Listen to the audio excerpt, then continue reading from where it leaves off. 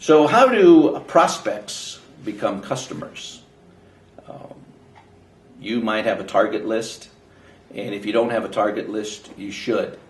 And you could start out with one that's smaller. It depends on the size of your company, but you should have a prospect list. Now, what do you do when you get the name of the company?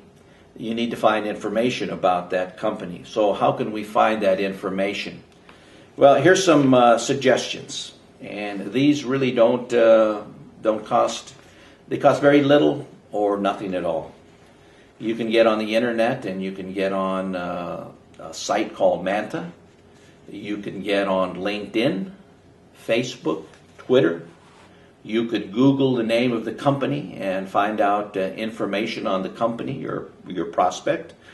And then if you belong to organizations, like IFMA, you have the IFMA membership list, BOMA, USGBC. So you can start to put a name with the company. You can get the address. You can get the phone numbers. And there's some sites now where you can actually get email addresses. So you have to be a little creative in gathering the information on these potential customers or the names on your target list. Now, the other thing that you might do, if you have a contact, for instance, maybe you have the contact of the facilities manager at a company. What can you do to enhance your opportunities to do some work for them? Well, maybe you might get a hold of the environmental person and start to build a relationship with them.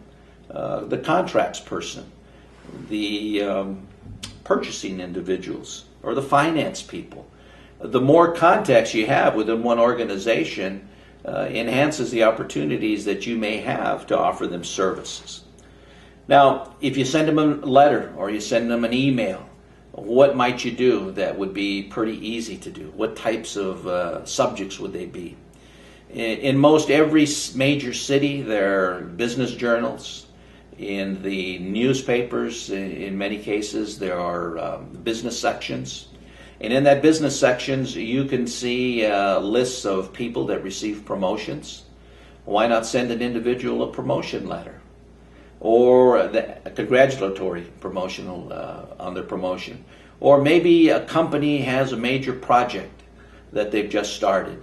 Why not send an email, if you have it, or a letter to the CEO? Now I know you're saying, well, what's the CEO going to do with a letter from a janitorial contractor or a janitorial supplier? But let me give you an example. When I was with the Disney company, I would get several a month packages of letters that had been sent to Michael Eisner, who was the head of Disney.